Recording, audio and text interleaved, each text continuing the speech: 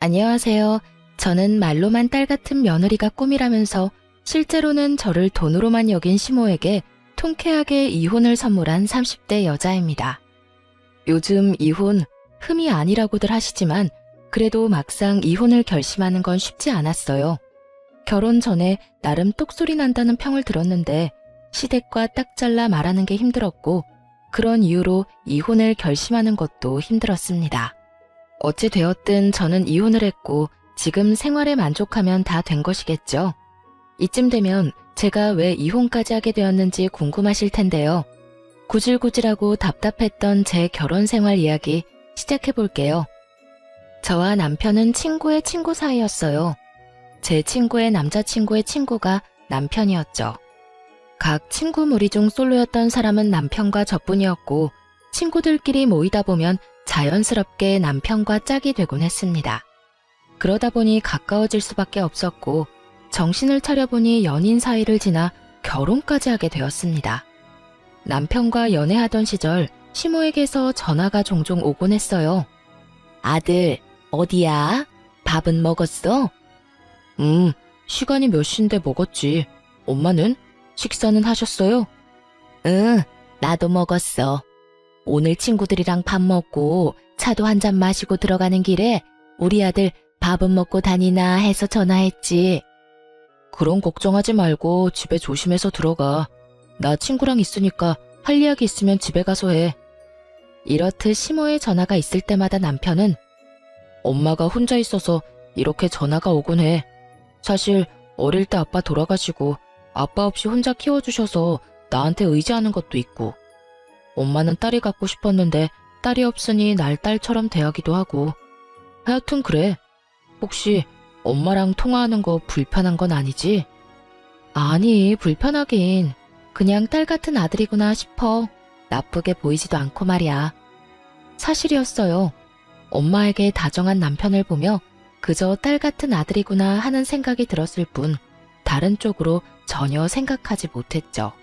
그냥 별 대수롭지 않게 생각했던 것 같아요. 하지만 결혼을 하고 나니 딸 같은 아들인 남편과 그런 남편에게 많이 의지하는 시모에게서 문제가 생겨나기 시작했어요. 그 문제는 바로 시모가 남편에게 의지하는 것도 모자라 저에게까지 의지하기 시작했다는 것이었어요.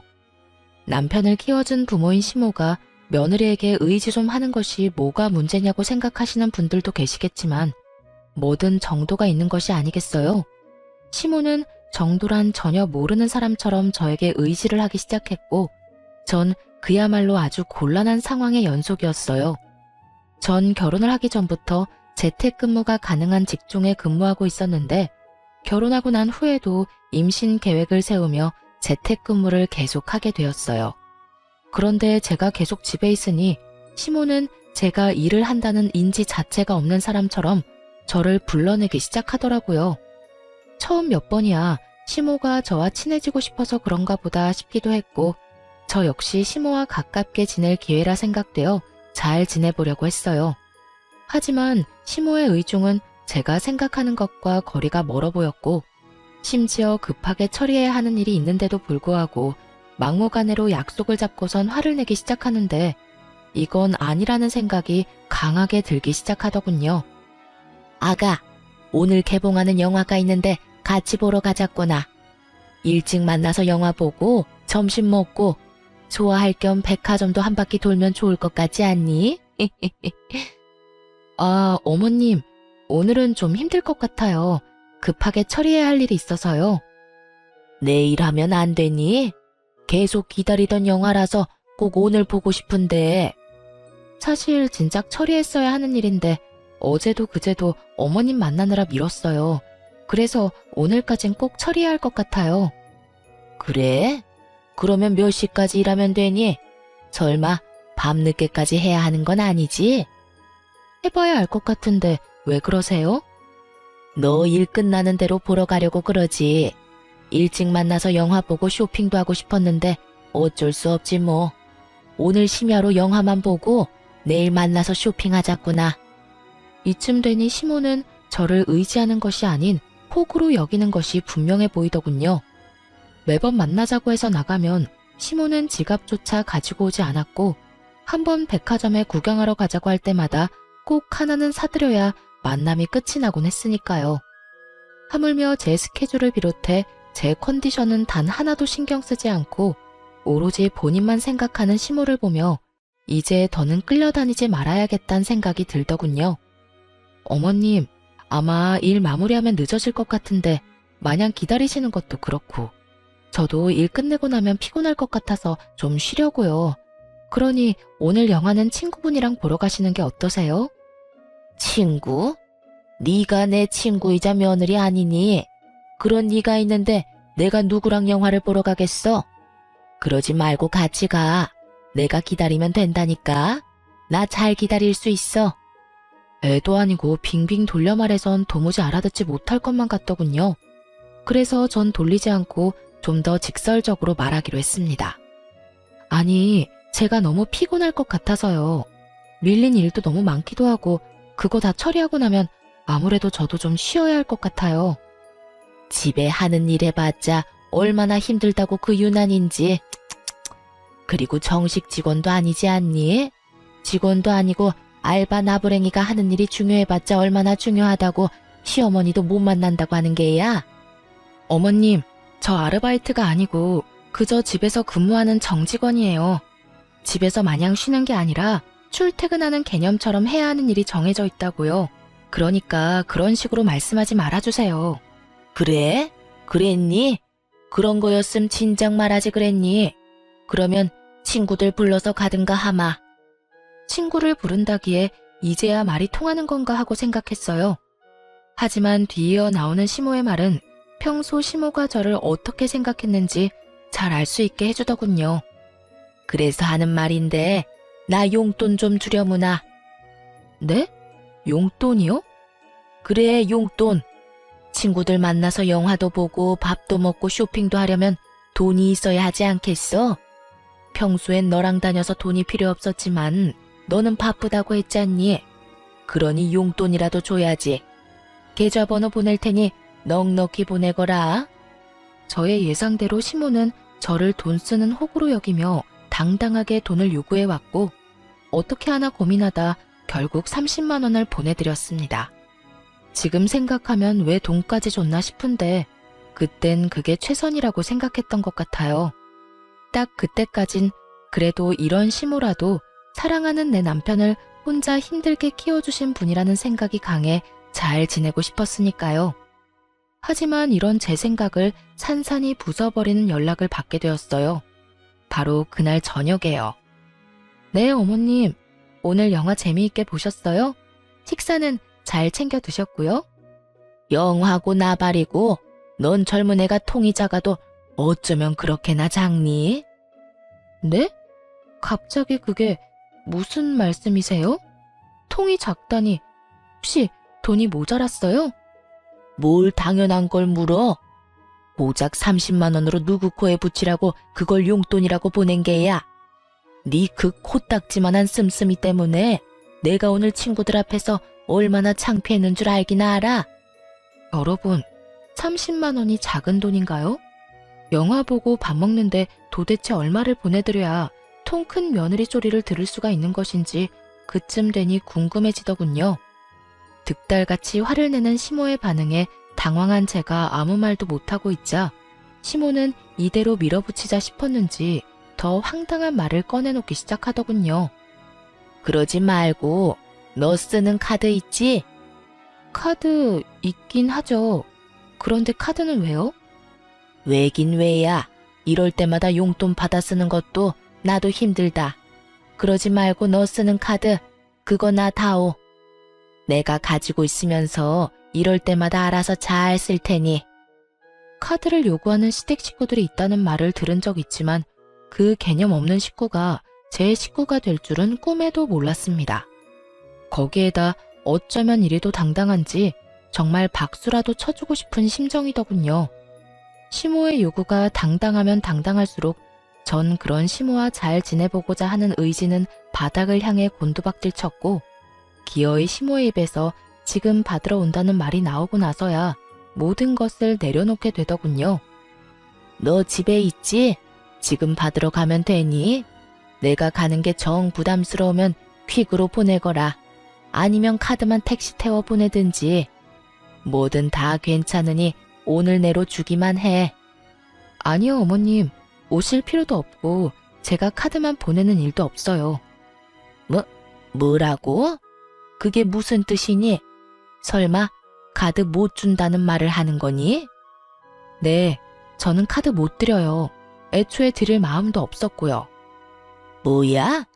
그까지 카드 좀 주는 게 뭐 힘든 일이라고 그렇게 딱 잘라서 안 된다고 하는 게야? 어머님은 어떨지 몰라도 전 힘이 들어서 못 드릴 것 같네요. 저도 쓰는 카드를 어떻게 어머님을 드리겠어요. 하여튼 그런 줄 아시고 다신 카드 이야기는 하지 말아주세요. 그럼 저도 피곤해서 끊을게요. 이렇게까지 안 된다고 딱 잘라 말했지만 시모는 여전히 정신을 차리지 못하고 있었고 저를 보면 카드를 맡겨놓은 사람처럼 카드 타령을 해대더군요. 물론 그럴 때마다 전 절대 안 된다고 못을 박아버렸고요. 이런 상황에서 제일 어이없는 게 무언지 아세요? 저에게 말끝마다 카드 타령을 해대는 시모는 막상 남편에겐 아무런 요구를 하지 않는다는 거였어요. 용돈이나 카드 타령을 하기는커녕 준다는 용돈도 마다하고 나서기 일쑤였죠. 엄마, 용돈 이걸로 필요한 거 샀으세요. 아니야. 엄마 돈이 있어. 우리 아들이 어떻게 번 돈인데 이걸 엄마가 써. 뒀다가 우리 아들 필요한 데 있으면 써. 엄마는 정말 괜찮아. 이렇게 말하면서요. 자기 아들 돈은 아깝고 제 돈은 은행에서 돈 뽑아 쓰듯 쉽게 생각하는 시모를 바라보는 제 심정이 어떨지 짐작이 되시나요? 얄미운 것도 얄미웠지만 이해도 되지 않았고 문제도 많아 보였죠. 용돈이나 카드에 대한 요구가 계속되면 계속될수록 시모와 저의 사이는 멀어졌고 이러는 와중 남편은 중재를 한다며 저에게 헛소리를 늘어놓기 시작했어요. 여보, 엄마한테 대충 이야기 들었는데 그냥 카드 좀 드리면 안 돼? 당신이 카드 준다고 해도 엄마가 막 쓸 사람도 아니고 카드가 정 찝찝하면 용돈을 달마다 주던가. 달마다 이런 이유 저런 이유 되면서 적게는 20만 원, 많게는 50만 원씩 가져가시고 있어. 어떤 달에는 도저히 입을 옷이 없다고 돈 내놔라. 어떤 달에는 몸보신 한다고 30만 원. 그건 용돈 아니야? 뭘 얼마나 더 달란 말이야. 아, 몰라. 난 이제 더는 못하니까 그렇게 주고 싶으면 당신이 줘. 카드를 주던지 용돈을 주던지 당신이 알아서 하라고. 당신 엄마는 왜 나한테만 그래? 당신 돈은 그렇게나 아까워서 벌벌 떨면서 왜 내 돈만 못 빼가서 난리냐고. 당신도 잘 알잖아. 우리 엄마 딸 같은 며느리에 대한 로망 같은 거 있었다는 거. 그래서 그런가 봐. 아들이 주는 용돈보다 며느리가 주는 용돈이 더 기분 좋고 그런가 보지. 그러니까 당신이 좀 이해해. 어차피 당신 돈이 내 돈이고 내 돈이 당신 돈인데 뭘 그런 거 가지고 기분 나빠해. 남편의 말도 안 되는 소리를 듣고 있는데 정말 이대로는 안 되겠다는 생각이 들더군요. 그래서 전 초강수를 두기로 했어요. 아, 그래? 그러면 당신 월급 카드 나 줘. 내가 관리할게. 앞으로 거기에서 어머님 이체해주고 용돈 주고 하면 되지? 당신 말대로 그 돈이 그 돈이니까. 아, 어머님 기분 좋으시게 내 이름으로 보낼 테니 그건 걱정하지 말고. 얼마 드리면 만족하시려나? 50만 원? 100만 원? 얼마나 보내드릴까? 아예 통 크게 200만 원 드려?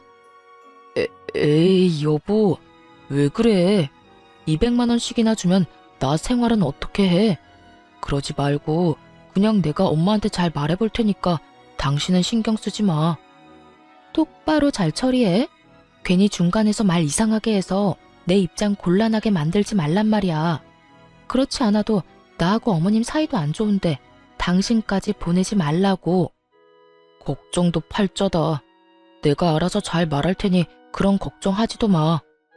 웬일로 큰 소리를 떵떵 친다 싶더니 남편은 시모에게 말을 잘했더라고요. 아주 잘 말이죠. 몇 달 동안 시모에게서 돈을 이유로 하는 연락이 오지 않았고 전 알아서 잘 해결했겠거니 하고 지냈는데 어느 날 갑자기 화가 잔뜩 난 시모에게서 전화가 왔더라고요.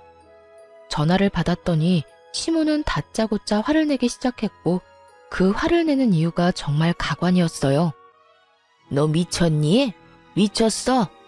내 아들한테 뭐라고 했길래 내 아들이 네 이름으로 돈을 보내준 것도 모자라 카드까지 네 카드라고 속이고 나한테 줬던 거야. 난 그것도 모르고 그 카드를 얼마나 썼는데. 그래요. 남편은 시모에게 매달 50만 원씩 제 이름으로 보내준 것도 모자라 자기 카드까지 제 카드라 속이며 시모에게 줬던 것이었어요. 카드에 쓰인 영문명을 읽을 줄 몰랐던 시모는 그 모든 것이 제 것인 줄 알고 신나게 카드를 긁어대고 다녔던 것이었어요. 그렇게 몇 달, 생각보다 시모의 씀씀이가 크자 남편이 감당할 수 없는 상황이 되었고 시모의 뒷바라지를 하던 남편은 결국 시모에게 연락을 해 모든 사실을 털어놓으며 카드를 다시 가져가게 되었던 것이었죠. 도대체 왜 네 돈, 네 카드를 두고 내 아들 돈을 쓰게 한 거야? 내 아들이 어떻게 번 돈인데 그걸 쓰게 만든 거냐고. 내가 너한테 카드 달라고 했지 내 아들한테 카드 달라고 했어? 참 이해가 되지 않더군요. 돈은 자기가 실컷 써놓고 그게 왜 제 탓인 건지, 왜 자신이 쓰는 돈은 아들도 아닌 제가 당연하다는 듯 감당해야 하는 건지 혹시 여러분은 이해가 되나요? 전 도무지 시모의 상식이 이해되지 않았고 결국 저 역시 참지 않고 할 말을 다 해버렸어요. 어머님, 아범이 이렇게 말하더라고요. 어머님께 얼마를 주던 아범 돈이 제 돈이고 제 돈 역시 아범 돈이라고요. 그래서 그 돈이 그 돈이면 아범한테 주라고 했어요. 그래서 아범이 어머님께 용돈이고 카드고 줬던 거고요. 그게 무슨 문제가 되나요? 아니, 문제가 된다는 게 아니라 난 당연히 네가 주는 건 줄 알고 썼다니 말이야. 설마 어머님, 아들 돈은 아깝고 제 돈은 막 써도 된다고 생각하시는 건 아니죠? 그럴 리가 있니? 난 그저 며느리가 주는 용돈이 쓰고 싶어서 그랬다니까. 며느리가 주면 꼭 딸이 주는 기분이 들어 좋았단 말이야.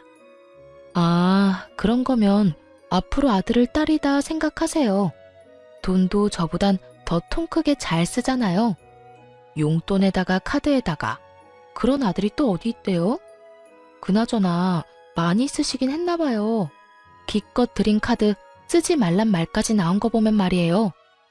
시모는 제 말에 약이 바싹 오른 듯 씩씩거리는 소리가 휴대전화를 뚫고 나올 지경이었어요. 하지만 그것도 잠시 시모는 이대로 질 수 없다는 듯 준비한 말을 꺼내기 시작했어요. 그래서 말인데 나 너희랑 같이 살려고 한다. 네? 저희랑 같이요? 그러니까 우리 집에서 저희랑 같이 산다 이 말씀이세요? 그래, 우리 아들 말 들어보니까 요즘 내가 쓴 돈 때문에 좀 힘들다고 하더구나. 우리 집에 드는 기본적인 생활비도 그렇고 요즘 물가도 많이 올랐는데 혼자 먹겠다고 이것저것 해대는 것도 낭비 같고. 그래서 내가 너희 집에서 지내면서 음식도 해주고 너한테 살림도 좀 알려줄 겸 말이다. 정말 좋은 생각 같지 않니? 내가 같이 살면 생활비 이중으로 안 들고 따로 용돈 줄 필요도 없지 않니? 그냥 필요할 때마다 네가 사주면 되니까 말이다. 시모는 아예 저희 집에 살면서 저를 괴롭히겠다는 것도 모자라 제 지갑을 시모 지갑인 양 살겠다는 말을 당당하게도 뱉어내고 있었고 전 고민할 것도 없이 이렇게 답했어요. 어머님, 죄송한데 저는 어머님이랑 같이 살 생각 없어요. 생활비가 얼마가 들든 용돈이 얼마가 필요하든 그건 어머님 아들이랑 잘 이야기하시고요. 여기서 어머님이랑 살 일은 절대로 없을 테니 다신 합가 이야긴 꺼내지도 말아주세요. 그대로 전 전화를 끊어버렸고 그날 저녁 시모에게 이야기를 전해들은 남편이 씩씩거리며 집으로 들어오더군요. 여보, 당신 진짜 너무한 거 아니야? 내가 우리 엄마 힘들게 낳 키웠다고 했잖아. 그런 우리 엄마가 생활비 좀 아끼고 내 돈 아껴주겠다고 우리랑 같이 좀 살겠다는데 그게 그렇게 단칼에 안 된다고 할 일이야? 그러면 고민하다 안 된다고 했어야 했어?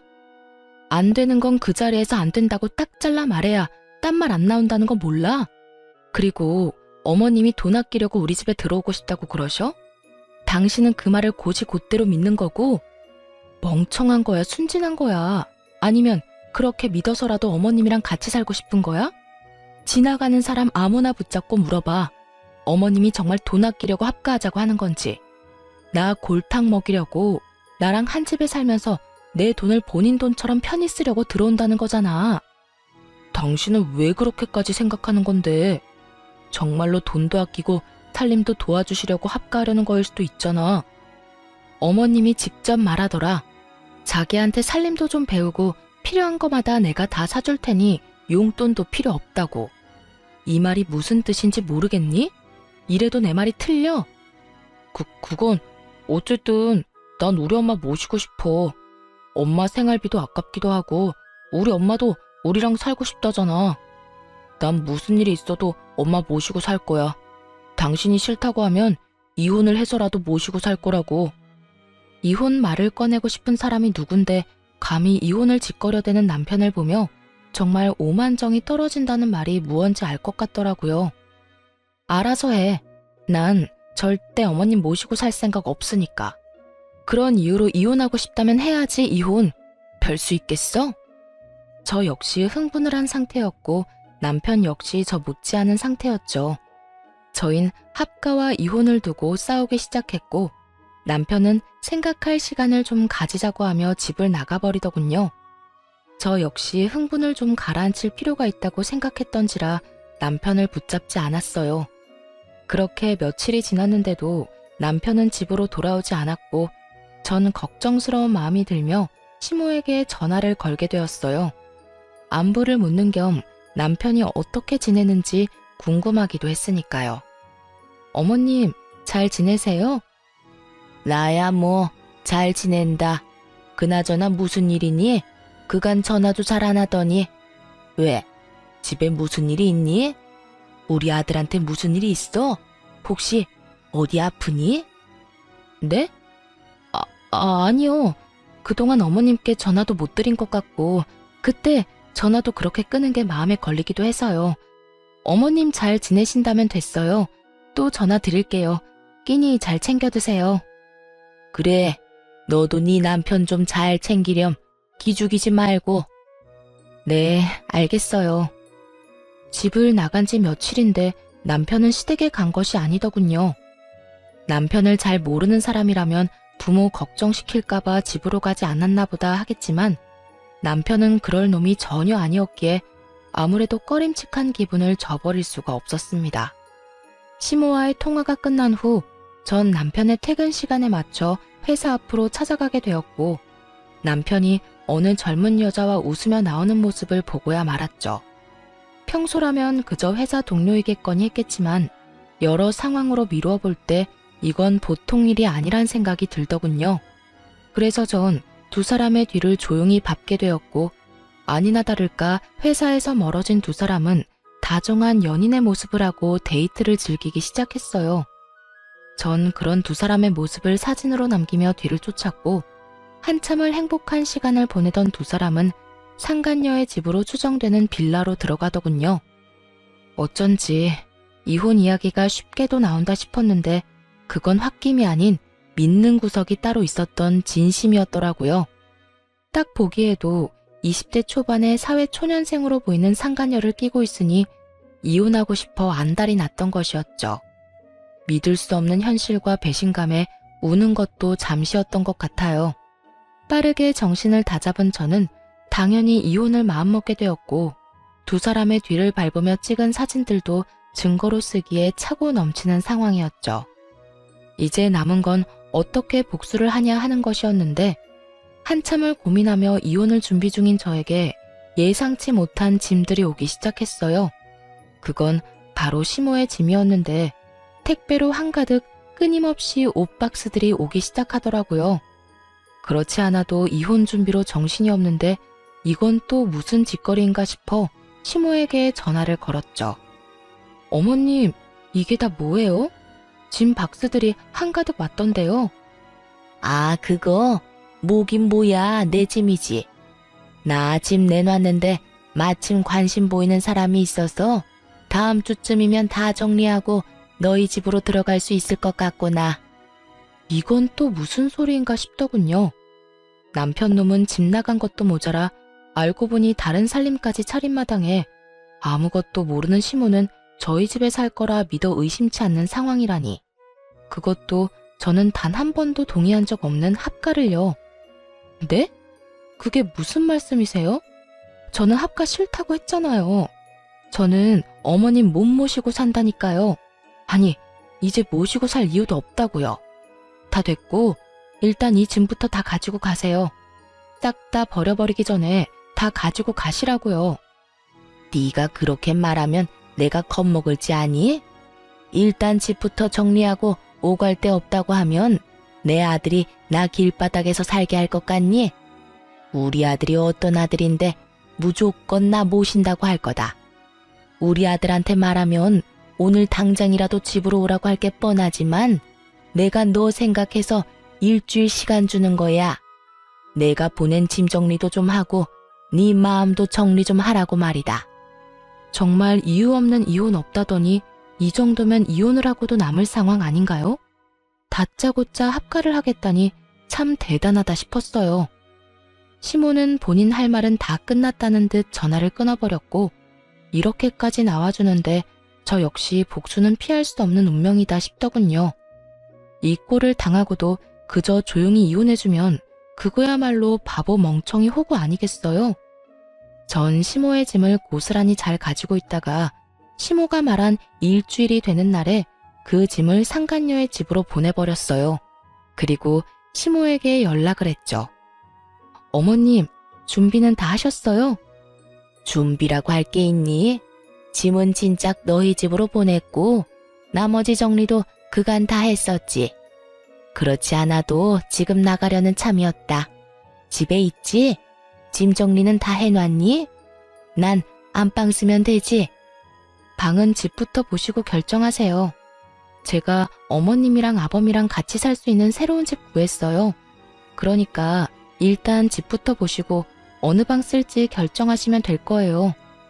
어머, 그게 정말이니? 끝까지 반대할 줄 알았더니 웬일로 그런 기특한 결정을 했을까? 드디어 정신 차렸구나. 그래, 시댁 식구하고 척지고 지내봤자 너만 손해야. 그러니까 앞으로 잘해. 내가 한평생 너희하고 붙어 살겠니? 적당히 살다가 알아서 나갈 테니 같이 사는 동안 잘 하려무나. 아, 네. 그럴 거예요, 아마. 아무튼 주소는 문자로 보내드릴 테니 지금 출발하시면 돼요. 시모는 신난 어린아이처럼 들뜬 목소리로 답하더니 전화를 끊어버렸고 저는 시모와 전화를 끊자마자 상간녀의 집 근처로 가서 시모를 기다렸어요. 얼마나 기다렸을까요? 시모가 택시에서 내리더니 빌라로 들어서더군요. 이내 많이 당황한 듯 허겁지겁 뛰어내려오는 시모의 뒤로 옷을 입다만 남편놈과 상간녀가 내려오더라고요. 엄마, 잠시만, 내 이야기 좀 들어봐. 나중에 이야기해. 지금은 이 엄마가 너무 놀라서 그래. 아니 엄마, 잠시만. 여긴 어떻게 알고 온 거야? 누가 알려줬어? 그리고 저 짐들은 또 뭐고? 네 마누라가 나랑 같이 살 집 구해놨다고 택시 불러줘서 왔어. 내가 너희 집으로 보낸 짐도 곧 이리로 온다고 했다고. 그런데 여기에 네가 웬 여자랑 그러고 있으니 이 어미가 얼마나 놀랐겠어? 어? 집사람이? 그럼 집사람이 여길 알고 있단 말이야? 아니, 내가 바람 피운다는 걸 다 알고 있었단 말이야? 그렇겠지. 그러니까 여기로 날 보냈겠지. 이 녀석아, 아무리 네 마누라가 싫다고 해도 바람을 피우면 어쩌자는 거야. 그것도 저렇게 어린 여자랑. 엄마, 어려도 그 여자보다 생각이 깊다고. 내가 그 여자한테 엄마 모시자고 하니까 절대 안 된다고 난리를 쳤는데 수진이는 당연히 모셔야지 뭘 그렇게 당연한 소리를 묻냐고 하더라니까. 그게 정말이야? 그럼. 수진아, 네가 말해봐. 너 우리 엄마 모시고 살 수 있다고 했지? 그럼요, 어머님. 저는 오빠가 그 여자랑 헤어지고 저한테 와주기만 하면 뭐든 할 수 있어요. 그리고 남편 부모님은 제 부모님과 마찬가지인데 모시고 사는 게 뭐예요? 그냥 같이 사는 거죠. 그렇지 않나요, 어머님? 상간녀의 말에 시모의 입이 귀에 걸리는 것이 멀리서도 한눈에 보이더군요. 세 사람은 이내 화기애애한 분위기에서 뒤늦은 통성명을 하는가 싶더니 이내 제 욕을 해대기 시작하더군요. 그나저나 그년 때문에 엄마가 얼마나 놀랐는 줄 아니? 그냥 상황 설명을 해주면 되지 왜 그런 거짓말을 하고 그런데? 내가 뭐 내 아들 바람났다고 하면 우리 수진이 머리채라도 뜯어줄 거라 생각했는가 보지? 그러니까 그 여자가 그렇게 독하고 영악한 구석이 있다니까. 내가 괜히 조광지 쳐버리고 수진이랑 살림 차리고 살고 있었겠어? 엄마 못 모신다고 눈알 뒤집고 나한테 따지고 드는데 아주 오만정이 다 떨어졌어. 어머님, 저도 오빠한테 이야기 들어보니까 그 여자랑 오빠랑 계속 살았다간 부모와 자식 간에 영 끊어지는 건 물론이고 오빠 기도 못 펴고 살 것 같더라니까요. 이야기 듣는 내내 불쌍해서 혼났어요. 그래? 그년이 내 아들 길을 죽였단 말이야? 내 인연을 그냥 내 눈앞에 있었으면 내가 그 머리털을 다 뽑아뒀을 텐데. 그렇게 애타게 보고 싶어하는 시모 앞으로 걸어갔고 저를 발견한 세 사람은 놀란 것도 잠시 의기양양한 표정으로 팔짱까지 끼고 저를 바라보더군요. 내 인연, 네가 우리 아들 길을 그렇게나 죽여댔다며? 어디 여자가 하늘 같은 남편 길을 죽이고 난리야? 네 친정에선 그렇게 가르치더니? 그럼 어머님은 아들한테 조광치 쳐버리고 바람이나 피우고 다니라고 가르쳤어요? 아님 보고 배운 건가? 혹시 돌아가신 아버님이 바람기가 있었나요? 그렇지 않고서야 어쩜 저렇게 당당하게도 바람을 쳐 피울 수가 있는 건지 도무지 제 상식으론 이해가 안 돼서요. 네가 감히 누구 앞에서 그딴 말을 짓거리는 게야? 안 되겠다. 너 당장 이혼하거라. 내가 그간의 정을 생각해서 너 이혼녀만큼은 만들지 않으려고 했는데 너 하는 꼴을 보니 도무지 안 되겠구나.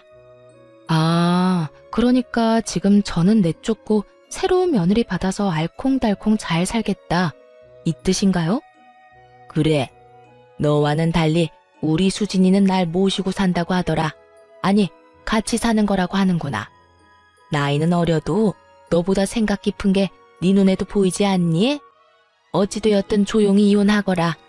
뭐 소송이니 위자료니 시끄럽게 굴지 말고. 시모가 편을 들어주자 상간녀는 본인이 나서도 되는 자리라고 생각했는지 말을 치고 나오더군요. 어머님 말씀이 옳아요. 저기요, 언니. 제가 이야기 다 들었는데 언니도 뭐 잘한 거 하나 없던데. 그냥 조용히 이혼하세요. 어차피 증거도 변변치 않을 거라 소송해봤자 소용도 없을 텐데. 괜한 시간 낭비 마시라고요.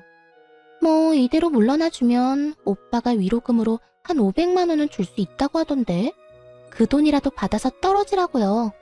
누굴 거지로 보는 건지 돈 500만 원에 조용히 물러서라는 말을 듣는데 정말 손이 벌벌 떨리더라고요.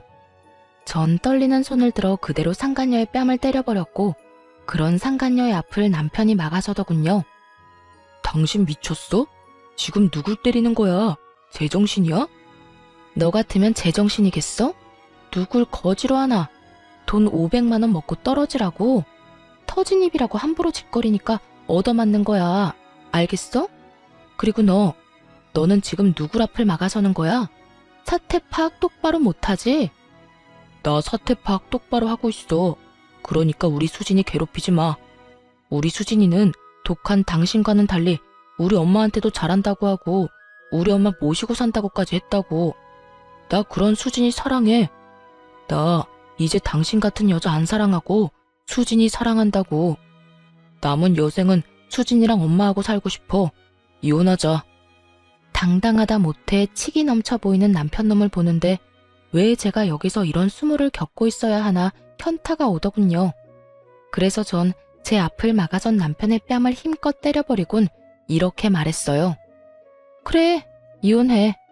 방금 따귀는 마지막 내 선물이니 평생 살면서 기억해라. 그리고 증거 없으니 소송하지 말라고 했지? 그런데 어떻게 하지? 나는 증거가 차고 넘쳐서 그 소송 할 계획인데? 이미 변호사 선임도 끝난 상태고 곧 소송도 진행될 거야. 그러니까 새 사람 준비 잘해. 그때 돼서 울고불고 매달리지 말고 말이야. 아 참, 그리고 지금 사는 집은 내 집이니까 당신 짐 다 빼야 하는 건 알지? 내가 당신 번거로울까봐 어머님 짐 보내는 김에 당신 짐도 다 챙겨서 오기 전에 이리로 보냈어. 곧 올 테니까 짐 정리 잘해. 이삿짐 비용은 내가 낼 필요 없을 것 같아서 결제 안 했으니까 결제도 알아서 하고. 전 그대로 집으로 돌아왔고 그 후로 진행된 이혼 절차는 이혼 후 벌어질 상황에 비해선 순조로웠어요. 증거는 많았고 많은 만큼 확실했죠. 그동안 시모가 보낸 수많은 문자들, 대부분 돈을 요구하고 합가를 강요하는 문자 내용들, 거기에다 하찮은 협박까지 그것뿐인가요? 전화녹음 파일 등도 증거로 쓰이며 시모 역시 위자료 지급을 피할 수 없었고 상간녀는 말하면 입 아픈 수순으로 위자료를 지급하게 되었습니다. 그렇게 이혼을 하고 난 후 이혼 사실이 전 남편의 회사에 퍼지며 상간녀와의 외도 역시 소문이 파다하게 퍼졌다고 하더라고요. 그간 티를 얼마나 내고 다녔으면 다들 그럴 줄 알았다며 놀라지도 않았다고 해요. 그 소문이 직원내뿐 아니라 회사 윗선까지 퍼져 상간녀가 먼저 회사를 그만둔 후 결국 전 남편까지 손가락질을 견디지 못하고 회사를 그만두게 되었다고 들을 수 있었어요. 그렇게 이혼만 하면 다 끝이라고 생각했는데 그때부터 지긋지긋한 상황이 시작되더군요. 처음은 상간녀였어요. 이혼을 하고 잘 지내고 있는데 핏기 하나 없는 얼굴을 한 상간녀가 찾아왔더라고요. 무슨 일이에요? 앞으로 2번 다신 볼 일 없을 줄 알았더니. 그러게요. 저도 2번 다신 볼 일 없을 줄 알았다고요. 다 됐고 당신 남편이랑 당신 남편 엄마 좀 다시 데리고 가세요. 난 도저히 더는 그딴 인간들이랑 못 살겠다고요. 인간 취급은 해주려고 했더니 도저히 안 되겠네. 야, 여기가 어디라고 찾아와서 그딴 말도 안 되는 말이나 짓거리는 거야? 좋다고 뺏어갈 때는 언제고 이제 와서 뭐? 다시 데리고 가라고? 내가 미쳤니? 그 혹을 다시 가지고 오게? 그러지 말고 내가 이렇게 빌 테니까 제발 좀 데리고 가줘요. 아들이라는 놈은 회사 그만두고 집에서 빈둥빈둥 놀기만 하고 그 아들 엄마라는 사람은 남의 돈을 물처럼 써대는데 정말 미치겠다고요. 기껏 모은 돈 위자료로 쓰고 2사람 사치하는 데 쓰고 이러다간 정말 거지는커녕 빚쟁이 되기 1분 직전이라고요. 어머나, 1분이나 남았으면 많이 남았네. 그 남은 시간 여기 와서 낭비하지 말고 지금이라도 도망쳐. 나한테 와서 이래라 저래라 이상한 소리 짓거리지 말고. 내 집인데 내가 왜 도망을 쳐요. 그러지 말고 그쪽이 다시 데리고 가주면 안 돼요? 머리가 돌이니? 아님 머리가 장식이야? 싫다는데 왜 계속 같은 말을 시키는 거야? 난 분명 싫다고 했고 또 똑같은 문제로 찾아와서 괴롭히면 경찰 부를 테니까 그런 줄 알고 꺼져. 당장 꺼지라고. 전 소리를 질러버렸고 그럼에도 상간녀가 돌아가지 않아 굵은 소금을 가지고 와 머리 위로 죄다 쏟아부어 버렸어요. 그렇게까지 당한 상간녀는 다신 찾아오지 않았고 2번째는 전 남편의 차례였죠. 전 남편은 전화였는데 다 죽어가는 목소리를 한 전 남편은 제가 전화를 받자마자 울고불고 하며 매달리기 시작하더군요. 여보, 잘 지내? 난 못 지내. 나 당신이 너무 보고 싶고 당신이랑 함께하던 그 시절이 너무 그리워서 죽을 것만 같아. 왜? 그 집에서 결국 쫓겨났니? 그렇게 사랑한다고 난리더니 그 사랑도 별 수가 없었나 봐. 그래서 다 쫓겨나고 거지꼴 되고 나니 내 생각이 났어? 그래서 이렇게 울면서 나한테 전화한 거니? 쫓겨난 게 아니라 내 발로 나온 거야. 당신이 너무 그립고 당신이 너무 보고 싶어서. 그년 그렇게 효녀인 척은 혼자 다 하더니 알고 보니 진짜 계산적이고 이기적인 년이었더라고. 그래서 깨닫게 됐어. 세상에 당신 같은 여자 또 없다는 거 말이야. 그래서 말인데 앞으로 내가 정말 잘할 테니까 우리 다시 재결합하면 안 될까? 난 당신만 있으면 다시 시작할 수 있을 것 같아. 가정도 잘 지키고 취업도 성공하고. 그러니까 제발 우리 함께했던 세월을 생각해서라도 한 번만 나 받아줘. 내가 정말 잘할게. 너 같으면 그게 되겠니? 되겠어? 나 이제 너 안 사랑해, 아니? 사랑은 둘째 치고 밉지도 않아. 무슨 감정이 남아야 밉기라도 하지. 그러니까 똥 싸는 소리 하지 말고 2번 다시 연락하지 마. 너랑 전화통 붙잡고 있는 시간도 아까우니까. 저는 그대로 전화를 끊어버리곤 전 남편의 전화를 차단해버렸어요. 혹시 몰라 전 시모의 전화도 차단해버렸고요. 그렇게 끝일 거라 생각했는데 끝이 아니더라고요. 네, 맞습니다. 끝판대장 시모의 등장이 저를 기다리고 있더군요. 다 차단을 해버리고 난 후 며칠이나 지났을까요? 거짓골을 한 시모가 회사 앞에 기다리고 있더라고요. 며칠을 씻지 못한 것인지 머리에 기름기가 흘렀고 이상한 냄새까지 풍기고 있었어요.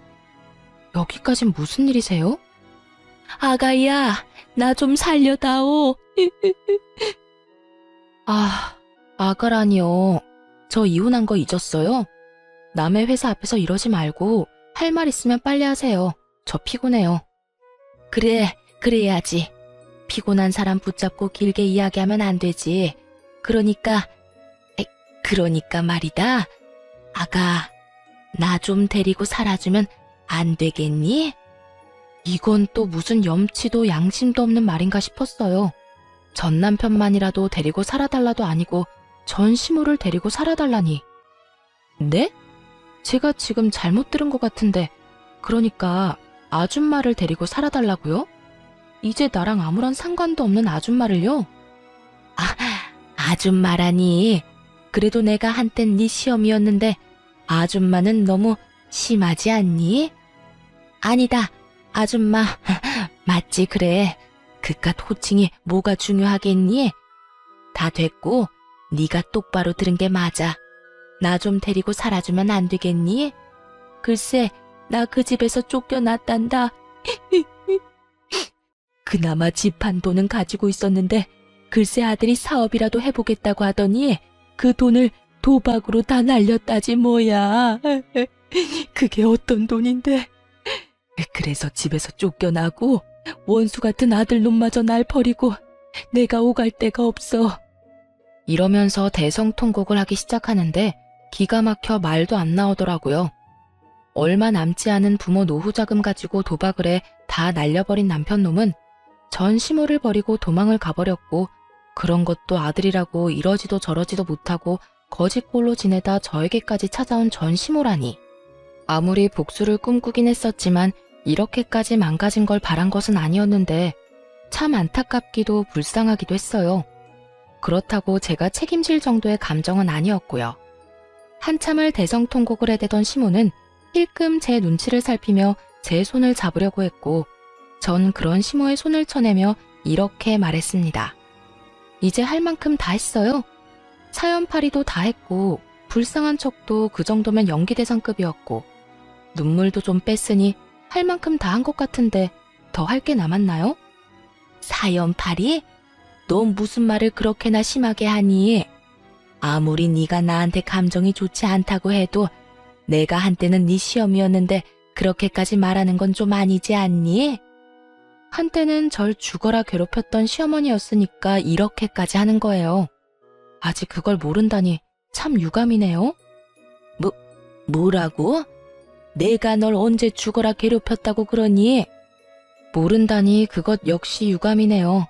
하여튼 전 아줌마랑 같이 살 생각 전혀 없고요. 땡전 한 푼 도울 생각은 더더욱 없으니까 다신 찾아오지도 찾지도 마세요. 그러게 있을 때 좀 잘하지 그랬어요.